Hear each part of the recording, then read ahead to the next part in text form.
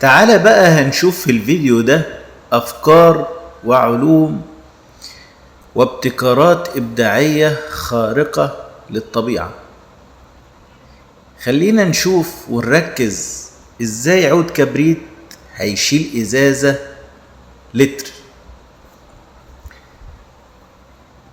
كل الأفكار الإبداعية دي طبعا بتكون حسب معادلات ودراسات وعلوم، سواء كانت رياضيات أو علوم فيزيائية أو كيميائية أو ميكانيكية، أو كل الأفكار دي يا جماعة حقيقية، حاجات تخلي العقل يعني يتوقف عن التفكير.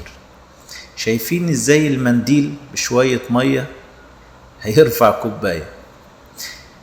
طبعا أفكار يعني انت بتشوف يعني من الوهلة الأولى بتعتقد ان هي حاجات سهلة وبسيطة، لكن هي حاجات بتكون فعلا مدهشة ومبهرة للعقل والأفكار. حاجات بسيطة خالص لكن أفكار بتمتع العقل. تعليقاتكم بقى ولايك.